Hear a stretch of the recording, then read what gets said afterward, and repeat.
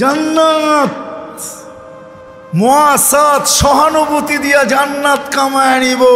আমার মতো সবজি বিক্রিকারী, আমার মতো মাছ বিক্রিকারী, আমার মতো গোশত বিক্রিকারী, আমার মতো দৈনন্দিন মুদি দোকানদার, আমার মতো দৈনন্দিন প্রয়োজনের জিনিস যারা বিক্রি করে, ওরা 11 মাস জান্নাত কামানোর কোনো সুযোগ হয় না, মসজিদে যাওয়ারই সুযোগ হয় না, নামাজ পড়ারই সুযোগ হয় না, আল্লাহ আল্লাহ করারই সুযোগ হয় না। আমি একটা মাস বাইসা নিছি, আমি এই মাসে জান্নাত কামায় নিব, কিন্তু বন্দেগি দিয়ে তো পারবো না, এই জন্য বাইসা নিছি, আমি সহানুভূতি দিয়ে কামায় নিব। বলো উলামা যে সহানুভূতির বিনিময়ে জান্নাত দিবে কি দিবে না? ওয়াদা আছে কি নাই? হ্যাঁ, তখন আপনিও বলতেন যে তুমি জান্নাতের জন্য লাভ নিবে না, তখন ক্রেতারও 2টা কাজ করত, প্রয়োজনের বেশি এক রত্তি কিনত না, প্রয়োজনের বেশি এক রত্তিও বেশি নিত না।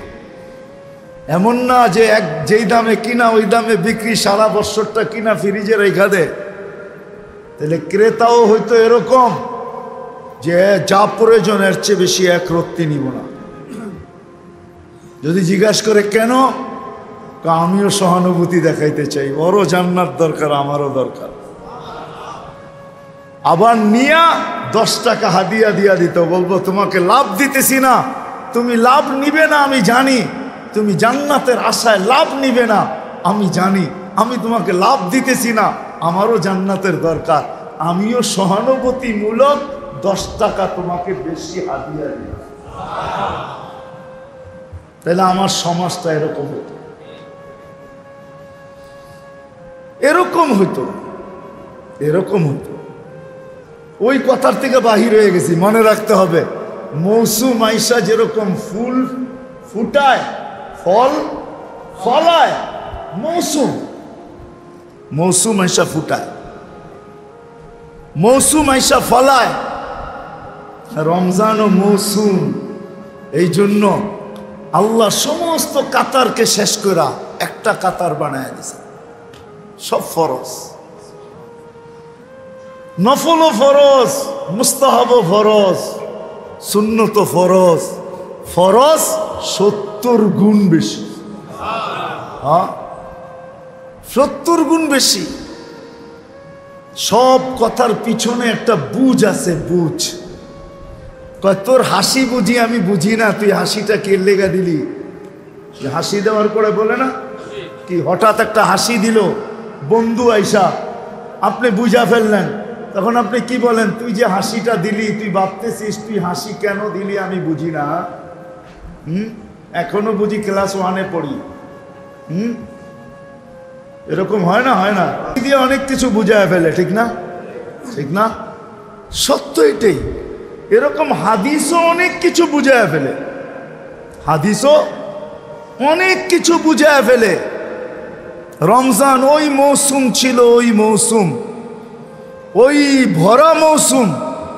কাতার এক করার অর্থ এটাই যে তোমার অতীত বৎসরের যত লাইনের যত কমি ছিল, দুর্বলতা ছিল, অপূর্ণতা ছিল, পূর্ণ করতে পারো না, অপূর্ণ ছিল, শূন্যতা ছিল, সব কিছু রমজান ওই মৌসুম যেটা দ্বারা পুরা করা যায়, যেটা দ্বারা পুরা করা যায়। ফরজ বলো তো অতীতের ফরজও পুরা করা যায়। কেন? এইখানে তো এক ফরজই 70 ফরজ, এক ফরজ। হ্যাঁ, মাস হিসাবে ধরলে প্রতি মাসে 12 ফরজ, ঠিক না? হ্যাঁ, কি কম 12 না? হ্যাঁ, মাস হিসাবে 12, তো 70-এর 12 বাদ দিলে তার থাকে কত? তারপরে তো 58 আমার ব্যালেন্সে থাকবে, ঠিক না? পুরা তো হবে, হবে, আরো আমার গাঠটিও বড় থাকবে, ঠিক না? কত থাকবে? 58, ঠিক না? আমার মনে হয় আল্লাহ পাক ভাবতেছিলেন যে 58, আমার বন্ধু যদি নারাজ হয়ে গেল, বন্ধুর উম্মত যদি আঙ্গুল উঠাইল যে মাত্র 58 দিলেন, আপনি না আমাদেরকে অনেক ভালোবাসেন, হুজুররা খালি ডোল পিটাই তো আপনি আমাদেরকে ভালোবাসেন ভালোবাসেন ভালোবাসেন। তো এই 58 কি দিলেন ব্যালেন্সে 58, এটা কিছু একটা হইল নাকি ভালোবাসার প্রমাণ? আমার মনে হয় এই জন্যই আল্লাহ সূরায়ে ইন্না আনজালনা নাযিল কইরা বলছে আরো 1000 মাস যোগ কইরা লো। 58 যখন কম হয়ে গেল তো আরো 1000 মাস কি করে না, আরো 1000 মাস। এটা হয়তো আমাদের দিকে তাকায় অথবা আমাদের নবীজির দিকে তাকায়, কেন আল্লাহ জানে বন্ধুর অভ্যাস। প্রথমে চাওয়া ছাড়া আল্লাহ দিছেন আল হাসানাতু বিআশারি আমসালিহা, 1 করবে 10 দিব। আমাদের নবীজি হাইসা দিয়া বলছেন ইয়া আল্লাহ জিদলি উম্মতি, মাত্র 10। আমি উম্মত আপনি 3 জন মিলাইলে 10 কেমনে মানি? আমি উম্মত আপনি 3 জন মিলাইলে 10 কিভাবে মানি? শুধু 10। আল্লাহ বলে 100। আবার বলছে জিদলি উম্মতি, আবার ওই কথা আমি আপনি উম্মত মিলাইলে 100 কি করে মানি? আল্লাহ কয় 700। আবার ওই কথা নিয়ে আসছেন 700, আমি আপনি উম্মত মিলাইলে 700 কি করে মানি? আল্লাহ বুঝা ফেলছে সংখ্যা বললে বন্ধু সংখ্যা বলতেই থাকবে। তা আল্লাহ কয় বিগাইরি হিসাব, হিসাব ছাড়া দিন। তো আল্লাহ রসুল খুশি হয়ে গেছে, হাইসা দিয়েছেন, বলছে তাইলে ঠিক আছে, তাইলে তাইলে তাইলে জানি না ওলামা মানবে কি মানবে না।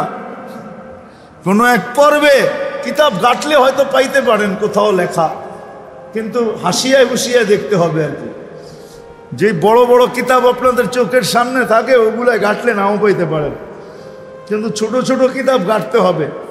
হ্যাঁ, ওই যে একটা প্রবাদ বাক্য আছে না, অনেক সময় বড় বড় বাঘ থাকে ছোট ছোট বনে। হাসিয়া হুসিয়া অনেক কিছু লেখা থাকে যেটি বড় বড় কিতাবে লেখা নাই। তো কোন এক পর্বে আল্লাহ রসুল জিজ্ঞাসা করছে ইয়া জিবরিল, আমার উম্মতের তওবা আল্লাহ কতক্ষণ কবুল করবে, কোন সময় পর্যন্ত কবুল করবে? তো জিবরিল আলাইহিস সালাম জবাব নিয়ে আসছেন হাত্তা ইউগারগির, কণ্ঠনালীতে রু আসার পূর্ব মুহূর্ত পর্যন্ত কবুল করবে। তো আল্লাহর রসুল খুশিতে আত্মহারা হয়ে বলছে ইদানিয়া জিবরিল, ইদানিয়া জিবরিল, ইদানিয়া জিবরিল। তাইলে জিবরিল আমার উম্মত বেঁচা যাবে, আমার উম্মত বেঁচা যাবে। আল্লাহর রসুল খুশিতে আত্মহারা হয়ে গেছে। আমরা তো নবী চিনি না, রসুলই চিনি না। এই জন্য কথা মনে উঠলো, এই জন্য বলতেছি আমাদের ওলামায়ে কেরাম আমরা চিৎকার দিই আগাছা আগাছা আগাছা আগাছা। আমাদের সমাজে নতুন করে আগাছা আগাছা জন্ম নিতেছে আর দ্রুত ছড়াইতেছে আগাছা। হ্যাঁ, মনে হয় বোঝেন নাই। কেন জানেন? আমরা নবীকে হাইলাইট করি নাই। রাসূলুল্লাহ সাল্লাল্লাহু আলাইহি ওয়াসাল্লামকে যদি হাইলাইট করতাম, শান বয়ান হইতো, সিরত বয়ান হইতো, রসুলের সুরত বয়ান হইতো, রসুলের রাত্র দিন বয়ান হইতো, তাইলে আমাদের যুবক চিনত যে রসুলের পরিচয় বয়ান হইতো, রসুলের পরিচিতি বয়ান হইতো, রসুলের কতটুকু প্রয়োজন আমি রাখি এটা যদি বয়ান হইতো। কসম খোদার, রমজানের দিন মসজিদে বসা লেখা রাখেন আল্লাহর রসুল যার পক্ষে যাবে আল্লাহ তার পক্ষে যাবে। আল্লাহর রসুল যদি পক্ষে না গেল, আপনি সারা জীবন আল্লাহ আল্লাহ আল্লাহ আল্লাহ আল্লাহ আল্লাহ জিকির করতে করতে লা ইলাহা ইল্লাল্লাহ পড়তে পড়তে জান দিয়া দিতে পারেন, আল্লাহ আপনার পক্ষে যাবে না। লেখা রাখেন আমার কথা। রসুল যদি পক্ষে না গেল, কোরআন বলে, কোরআন ওয়াস্তাগফিরুল্লাহ ওয়াস্তাগফারা লাহুর রাসূল লাওয়াজাদুল্লাহ তাওয়াবার রহিমা। ওয়াস্তাগফিরুল্লাহ ওয়াস্তাগফিরুল্লাহ ওয়াস্তাগফারা লাহুর রাসূল লাওয়াজাদুল্লাহ তাওয়াবার রহিমা। এই আয়াতের শুরু থেকে ওয়ালাউ আন্নাহুম ইযযালামু আনফুসাহুম, আপনার উম্মত যখন গুনাহ করবে, সুম্মা জাউকা, পরে আপনার কাছে আসবে আর ইস্তেক আমাদের কাছে মাপ চাবে, আমরা বন্ধু ওর দিকে দেখব না, আমরা আপনার দিকে দেখব, আপনি পক্ষে না বিরুদ্ধে। রসুল পক্ষে হওয়া ছাড়া আল্লাহ পাওয়া ইম্পসিবল, যত ডাকেন। আপনি ভাবছেন রসুলকে বাইপাস করে আল্লাহ পেয়ে যাবেন? হ্যাঁ, লা ইলাহা ওই পর্যন্ত কবুল হবে না যতর মধ্যে মোহাম্মদুর রসুল্লাহ কবুল না হয়। আগে মোহাম্মদুর রসুল্লাহ গ্রান্ট হবে, মঞ্জুরি পাবে, পরে লা ইলাহা ইল্লাল্লাহ মঞ্জুরি হবে। আপনি যদিও বলেন ইসলামে ঢুকার জন্য কলেমা তো লা ইলাহা ইল্লাল্লাহ, শুধু লা ইলাহা ইল্লাল্লাহ না, মুহাম্মদুর রাসূলুল্লাহ যুক্ত আছে। ইদা যুকিরতু যুকিরতা মাই, আল্লাহ বইলা দিছে বন্ধু আমার নাম উচ্চারিত হওয়ার সাথে সাথে আপনারটা উচ্চারিত অবশ্যই হবে। আমরা তো নবীও চিনি না। এই আগাছা আমাদের দেশে পয়দা হইতো না যদি আমরা নবীকে হাইলাইট করতাম। নবীর প্রয়োজনীয়তা যদি আমার যুবক জানতো, আলহামদুলিল্লাহ হইতেছে এখন। তাহাদিসে নেয়ামত বলতেছি আপনাদেরকে, কোনো অহংকারমূলক না। ওদিন আমি কিশোরগঞ্জে গেছি রোজার আগে, এই রোজার একবারে আগ মুহূর্তে, তো ঢাকা ইউনিভার্সিটির এক ছেলে আমাকে আইসা টুপি খুইলা বলতেছে, হুজুর দেখেন তো আমার চুলটা আল্লাহর নবীর আদর্শ মতো কাটা হয়েছে কিনা। আমার দিল ভরে গেছে। আমার মনে হয় রব্বে কাবার কসম খায়া বলতেছি, আল্লাহ যদি পার করে মনে হয় এটার লেগে পার করে দিবে, আর কোনো আমল তো নাই, এটাকেই উসিলা বানায় পার হইতে পারি। যুবক এসে টুপি খুলা বলতেছে, হুজুর দেখেন তো আল্লাহ রসুলের আদর্শ মতো চুল কাটা হইল কিনা। কেন আমার বয়ানে আছে যে তুমি জীবনে একবার হইলো আল্লাহ রসুলের আদর্শ মতো চুল কাটো, আর নিজের কাছে রাইখা দাও, কিয়ামতের দিন দেখা করলে হইলে হাত পাতার সুযোগ হবে যে আমি জীবনে একবার হইলো আপনার আদর্শ মতো চুল কাটছি, আমারে কি দিবেন দেন না, হাত পাতার সুযোগ হবে। আল্লাহ রসুল, আমরা রসুলের প্রয়োজনীয়তা জানি না, ওনাকে হাইলাইট করি না, নিজে হাইলাইট হই। আরে জীবনের মকসদ যদি বাংলাদেশে করতো ওলামারা, তাহলে এই আগাছা বাংলাদেশে কোনোদিন তৈরি হতো না। দ্রুত ছড়াইতেছে, আমরা যতই চিল্লাই না কেন আমার মনে হয় না কিছু হওয়ার মতো না। উচিত আল্লাহ রসুলকে হাইলাইট করা, আল্লাহকে হাইলাইট করা। আল্লাহ চিনি না, আল্লাহকে, আল্লাহকে চিনি না। ও মেরে দোস্ত, একটা ছোট উদাহরণ দিয়ে বুঝাই। আচ্ছা বলেন তো, শ্বাস ছাড়া আর নেওয়ার ভিতরে দূরত্ব কতটুকু?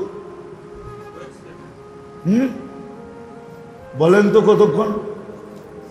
হ্যাঁ জোরে বলেন না। নো নো নো নো, কতক্ষণ কেউ জানেন? কয়েক বলেন না, 1 সেকেন্ডও না, ন্যানো সেকেন্ড। ন্যানো বোঝেন? 1 সেকেন্ডের অর্ধেক। ৮৬,৪০০ সেকেন্ডে 1 ঘন্টা হয়, 24 ঘন্টা হয়। 24 ঘন্টায় আপনি ১,৬০,০০০ বার নেন আর ছাড়েন, তাইলে হিসাবে দাঁড়ায় আধা সেকেন্ডের মতো। ছাড়তে আর নিতে এর দুটার মধ্যখানে আপনি নিলেন কোনটা? অক্সিজেন যে নিলেন, এটা কোনটা নিলেন? পিওর, ঠিক না? হ্যাঁ, ছাড়লেন কি বিষাক্ত, ঠিক না? হ্যাঁ, কিন্তু এই ছাড়া নেওয়ার ভিতরে ডিস্টেন্স, দূরত্ব কতটুকু? ন্যানো সেকেন্ড, ঠিক না?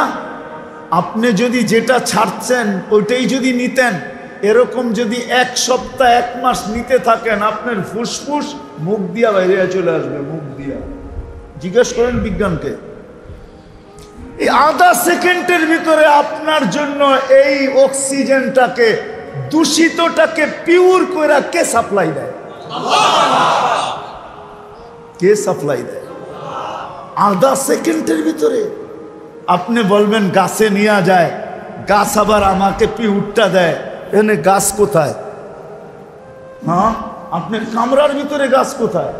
আপনার বেডরুমে গাছ কোথায়? আপনার বেডরুম আর গাছের দূরত্ব কতটুকু? আধা সেকেন্ডের ভিতরে এতটুকু গাছ দ্রুত গতিতে করলো, তো করলো কি করে? তার কাছে এরকম কি প্রযুক্তি আছে? আপনি বলবেন গাছ তো এটা খাইয়েই বাঁচে, ঠিক না? গাছ এটা খাইয়েই কি করে? হ্যাঁ, আমি বিতর্কে যাইতেছি না, আমি বুঝানোর জন্য বলতেছি। গাছ এটা খায়া বাঁচে, ঠিক না? তাহলে আপনার কাছে আমি প্রশ্ন করব, মানুষ আগে আসছে দুনিয়াতে না গাছপালা আগে আসছে? হ্যাঁ, কি বলেন? হ্যাঁ, আপনি বলতেছেন গাছপালা আগে আসতেছে, ওনারা কিছুই বলে না। কে আগে আসছে? পরিবেশটা আগে আল্লাহ আমাদের উপযোগী বানায়া তারপরে আমাদেরকে পাঠাইছেন, ঠিক না? ওই সময় গাছ অক্সিজেন কোত্থেকে নিছে? কার্বন ডাই অক্সাইড কোথায় পেল গাছ? কোথায় পাইছে? মানুষই ছিল না, কোথায় পেল? কি ওগুলো কি সব ময়রা শুকায়া পড়ে আসিল, আমরা আবার পরে ওরা আবার দাঁড়াইছে? তৃতীয় যুক্তি আমার, আমি তর্ক করতেছি না। সাহারা মরুভূমিতে কোনো গাছ নাই। আমি তিনবার সাহারা মরুভূমি দেখছি। তিনবার সাহারা মরুভূমি চৈষা বেড়াইছি আমি, চৈষা। আমার পায়ের দাগ সাহারায় আছে। সাহারা মরুভূমিকে কিয়ামতের দিন আমার পায়ের দাগ দেখাইতে হবে। আমি ওখানে গেছি আলহামদুলিল্লাহ। সাহারায় তো কোনো গাছ নাই, ওইখানে অক্সিজেন নেয় পিওর পায় কোত্থেকা? সোজা কথায় আসেন, হাফ সেকেন্ডের ভিতরে এই দূষিতটাকে আল্লাহ পিওর করে আপনাকে আমাকে সাপ্লাই দেয়। ওই আল্লাহকে হাইলাইট করবেন না কাকে করবেন? কাকে হাইলাইট করবেন? কার প্রশংসা করবেন? কাকে বড় বানাবেন? শুধু শুধু তো নবীজিকে বলেন নাই কুম ফাআনদির রাব্বাকা ফাকাব্বির। নবীজি ওঠেন, ওঠেন, আমাদেরকে হাইলাইট করেন, আমরাও আপনাকে হাইলাইট করে দিব। এরকম হাইলাইট করব আপনাকে আমরা যে আমার আরশ পর্যন্ত অপেক্ষা করবে আপনি কদম কখন রাখবেন। আমার আরশ অপেক্ষা করবে আপনি কদম কখন রাখবেন, এরকম হাইলাইট করব আপনাকে। ওয়া রাফা'না লাকা যিকরাক, আপনার জিকিরও উঁচা করে দিব। কিন্তু আফসোস আমরা নবীকে হাইলাইট করলাম না, যার কারণে আগাছা তৈরি হয়েই চলছে। আসেন আজকের থেকে নিয়ত করি যে নবীর আদর্শ নবীর শান শিখব, নবীর প্রয়োজনীয়তা জানব, যে আমি কতটুকু নবীজির প্রয়োজন রাখি, কোন কোন ক্ষেত্রে রাখি। যতই কপালে দাগ পড়ান কোনো লাভ নাই যদি মুহাম্মদুর রাসূলুল্লাহ পক্ষে না আসলো। আর যদি পক্ষে আসলো, হায় হায় হায়, যদি পক্ষে আসলো, পক্ষে পক্ষে পক্ষে পক্ষে যদি পক্ষে চলে আসলো, এক কথায় যদি পক্ষে চলে আসে, এক কথায় যদি পক্ষে চলে আসে, এক কথায়। এই জন্য তো বলছিলেন যে আমার উম্মতের শাফাআত তো, আমার শাফাআত তো সবচেয়ে বেশি আমার গুনাহগার উম্মতের জন্য। আপনারা আমার জন্য কম, আপনারা আমার জন্য, আপনারা আমার জন্য, আপনারা আমার জন্য। ভালোবাসা সবচেয়ে বেশি গুনাহগার উম্মতরে দিছে আল্লাহ রাসূল। কি ভালোবাসা সবচেয়ে বেশি? হ্যাঁ, নৈকট্য ভিন্ন জিনিস। নৈকট্য আপনার কাছে আছে আমি মানি, কিন্তু ভালোবাসা এত বেশি না যত বেশি আপনি বলেন। ভালোবাসে সবচেয়ে বেশি গুনাহগার উম্মতকে। গুনাহগার, নৈকট্য ভিন্ন জিনিস। ভালোবাসা আপনি বলবেন আমি তো ডেলি আল্লাহ রসুলকে স্বপ্নে দেখি, দেখতে পারেন, কিন্তু ভালোবাসে গরিবরে বেশি। গুনাহগার উম্মতকে বেশি ভালোবাসেন আল্লাহ রসুল সাল্লাল্লাহু আলাইহি ওয়াসাল্লাম। গুনাহগার উম্মতকে বেশি ভালোবাসেন, যদিও গুনাহগার উম্মত রসুলকে ভালোবাসে না, কিন্তু আল্লাহ রসুল সবচেয়ে বেশি ভালোবাসে। তো যেটা বুঝাইতেছিলাম, মৌসুম যেরকম ফুটায় দেয় ফুল আর ফল, ফুলকে ফুটায় ফলকে ফলায়, রমজান ও মৌসুম ওই যে আমাদেরকে আকর্ষণের পাত্র বানানোর জন্য। জানি না বুঝাইতে পারতেছি কি পারতেছি না। আমাদেরকে আকর্ষণের পাত্র বানানোর জন্য রমজান হলো মৌসুম। এই জন্য ইবাদতের সমস্ত সিরিয়ালকে, কাতারকে, সমস্ত লাইনকে, ভিন্ন ভিন্ন সব কিছু উঠায় দিয়ে একটা কাতার বানায়া দিয়েছেন, ফরজ। কি? যা করবে, যা করবে ফরজ।